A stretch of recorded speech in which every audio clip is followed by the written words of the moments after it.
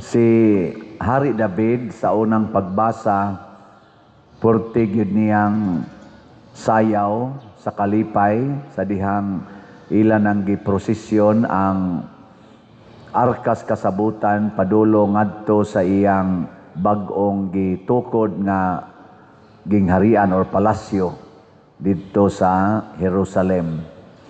Tungod kay kining maong pagbalhin, mao ni ang duna nagigitawag og konkretong panaghiusa ni Jesus or sa Ginoo o sa iyang sulugoon nga si Hari David. So kung nato ning pamalandungan mga igsoon, kung tinuod gyud ay ta nga kanabitang magsunod gyud ni Kristo, mahimo gyud tang mahiusa sa iyang kinabuhi. Ang una ginatong bation kana gyung kalipay. Gilingay mong tupad ing na pirmi kang malipayon.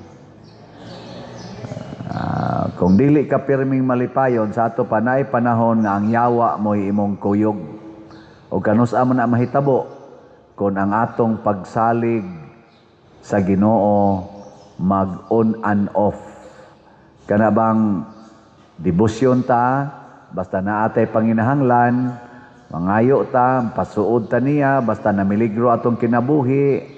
Pero kung normal gani, kana murag makamanage ra ta, mura lang sagwa. Si David mo'y nag-compose, si Hari David mo'y nag-compose niya ng kanta nga Psalm 23. Mga gi-attribute na ngadto niya. Unsa to na gibutang niya diha, magbalantay kanako ang Ginoo, wala na'y magmakulang pa kanako. The Lord is my shepherd, there is nothing I shall want. Experience na ni David, sukad pagid adtong nagbantay pa siya sa mga karnero sa iyang amahan, hangtod na lang yung nagbantay siya sa katawhan sa Israel, isip hari na sa Israel. Wa gyud siya mo hunong sa paghunahuna nga dili gyud siya maoy magbalantay, ang Ginoo gyud maoy magbalantay. So kanindot unta kun ingon ana ta, haron matuman ning atong gihimo diring tubag sa Salmo nga nag-ingon, kinsa kining hari sa himaya, mao siya ang Ginoo. Usahay ra ba kita mga tao, labi na gyud mabutangan na taggahom, mura dayon tag kita na maoy hari sa himaya. May kinsa may hari sa inyong balay karon, kamo o ang Ginoo? Kinsa may hari ros Pilipinas sa inyong tan-aw, si President Marcos o ang Ginoo? Ambot lang, kamo nilay tubag diha, ay lago niyog tubag patubag. Unsaon man nato pag ilangan naghari ang Ginoo, dili ang tao. Kung maghari na gani ang Ginoo, ang mag-una gyud og kahitabo mao ang kaayuhan sa mga masakiton o mga nanginahanglan. Kana gyud unang mahitabo, basta mohari na gyud Ginoo, ang iya dayong atimanon kana gyud mga naa sa panginahanglan. Kung ang tao na gani mo'y muhari, ang una yung mahitabo, ang mga leaders, mahayahay dayon na sila. Sila gid na maoy dato kayo. Sila gid na maoy nindot kaig balay, nindot kaig sakyanan. Unsa man rin hitabo sa Pilipinas, ang mga nanginahanglan ba mo'y giunahag-hatag sa grasya sa Pilipinas o ang mga leaders? Tubag. Nga, maayo kay nakakita demo. Luoy kayo Unya sa kuansad sa ato sang kahimtang sa simbahan, kinsa may unang mahayahay, ang pari o ang parisyoner? Ang parishioner. Sa atong simbahan, kinsay una? Maunay gitaron ani ron. Kinsay unang mahayahay, ang pari o ang parisyoner? Pare. Sa lang na. Ginagmay tinod ng kolekta sa simbahan, pero usahay, dali kayo mahayahay ang pari oy. Pero nasa mga pari nga wa mahayahay. Ay na lang ko ninyong tutok-tutoke.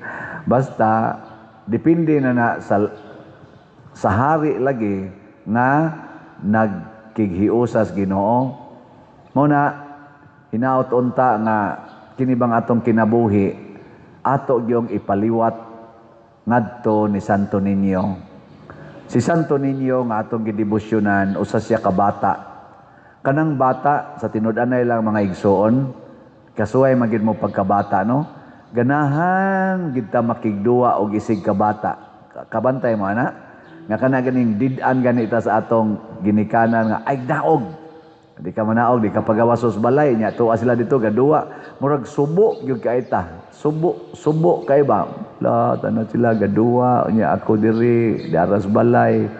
Ganahan kita og community.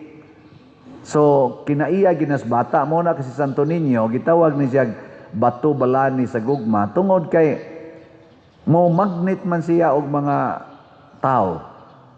Pero ini kadako na nato labi na gyud og kana bitang makat-on na taaning paghigugmas kwarta, paghigugmas mga butang, unya ang ato ng kaugalingon mo'y atong sige haguna-huna, musugod na ta og likay sa mga tao nga wa nato mauyuni. Mulikay na ta ba? Nilingay mong tupad na wa ka maglikay-likay og palit og slat. Ano? Kasi kamo galikay-likay mo, nya unsa may atong likay-likay og palit og slat? Daghan kay tagrason. Daghan kay tagrason himuon o na ta mubuhat tabang sa katilingban. Hinaut unta ang ato mga leaders dili ni sila maglikay-likay sa pag-alagad nato og ang ato rong gikinahanglan sa Pilipinas masulbad ning korupsyon nga makabawi unta taaning ni ang image nato nga mura na tag the most corrupt kuno nga nation in Asia. Ako lang maabot in the world. Ang naarab ako gitan-aw nga vlog diha sa social media nga giranking diha og unsay mga nasod nga naay daghan gyud kaayong kalisdanan labi na gyud mga natural ug man-made calamities. Giranking ang top 10 countries kuno in the world nga pirmi yung masugamak kada tuig og mga katalagman man-made og natural. Abi ninyo kinsay number 1? Nakita man na nga vlog, makalagot biya usahay pero unsa man ka matuoran man? Philippines. Og ngano man kay ang nakadugang kuno nato gawas nga moagi gid dinhi ang mag-average og 20 ka mga bagyo kada tuig. Nya napagitay linog kay mga volcanic man ta dinhi. Ang nakapagrabe gyud mao kuno ang korupsyon. Kay okay ra unta nagdaghang calamities sama sa Japan, daghan sa calamities ang Japan. Pero ang ilang mga leaders di man corrupt. Ug na may korupsyon, perti tingali ka minimal kay ug mudako na gilang korupsyon. Maghikog usahay ang leader oy. Harakiri.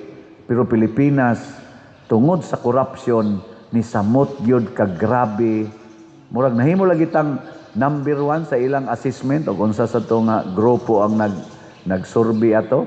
Nahimo tang number 1 nga murabag devastated kaayo ba nga country tungod kay ang ato mga leaders daghan kayo ang corrupt o in short ang corruption sa Pilipinas grabe kaayo.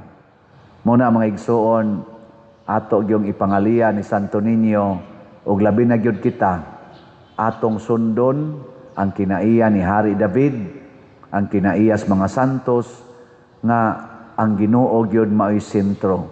Siya gyud ang atong pasudlon sa atong kinabuhi kay siya man ang hari. Si Santo Niño mao ang atong hari nga bato balani sa gugma.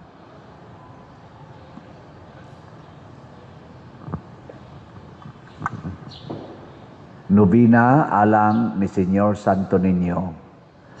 Mga igsoon, si Jesus ang matamis uyamot nga Dios o Ginoo tungod sa iyang paghigugma sa mga katawhan nagpakatao o gianak sa mahal nga Birhen Maria, ang iyang way sukod nga paghigugma sa mga tao, gibalusa nato sa dili maisip nga mga sala ug kakulangan, busa karon uban sa mapaubsanon ug mahinulsulon nga mga kasing-kasing, pangayuon nato ang iyang pasaylo sa atong mga kasaypanan ug kakulangan sa tinuod nga paghigugma. Sayod kita nga siya ang tuburan sa tanang gahom, gugma o grasya nga atong gikinahanglan alang sa kaluwasan, puno sa pagtuo o pangilaba, himuon nato kining santos nga nobina alang ni Señor Santo Niño.